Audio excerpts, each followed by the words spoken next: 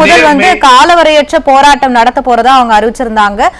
ரொம்ப பெரிய எச்சரிக்கையாவும் விடுத்திருந்தாங்க. ஒருவேளை அந்த போராட்டத்துக்கு பணிந்து இந்த மாதிரியான ஒரு அறிவிப்பை வெளியிட்டு இருக்காங்களா? இல்ல இவங்க மக்களுடைய போராட்டத்துல மதிக்கிறதே இல்லை மேடம். அந்த சாம்சங் தொழிலாளர்கள் எத்தனை காலம் போராடினாங்க, அதெல்லாம் இல்ல. இவங்களுடைய ஓட்டுகள் போயிடும், அரசு ஊழியர்கள் அவங்க ஓட்டுகள் எல்லாம் போயிடும், ஒரு 50 லட்சம் ஓட்டுகள், அந்த நினைப்பு தான் தவிர மக்களுடைய உரிமைக்கான போராட்டத்துல மதிக்க மாட்டாங்க. அதுல நீங்க பாத்தீங்கன்னா இந்த இவர்கள் அறிவிச்சிருக்க அறிவிப்பின்படி 13,000 கோடி ரூபாய் ஒதுக்கணும்.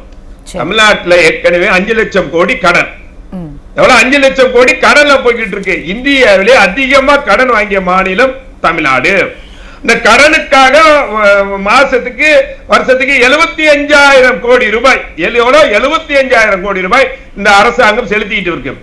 ஒவ்வொருடைய தனிப்பட்ட மனிதனுடைய தலையிலையும் ஒவ்வொருத்தர் தலையிலையும் 5 லட்சம் ரூபாய் கடனை தலையில சுமத்திட்டு இப்ப 13,000 கோடி ரூபாய் அறிவிச்சிருக்கீங்க. நாங்க வரவேற்கிறோம். நீங்க கொடுக்க கூடாது, நாங்கள் இன்னும் அவர்கள் நீ சரியான முறையில் இன்னும் அதிகமாக கொடுக்க வேண்டியது அதிமுக கோரிக்கை.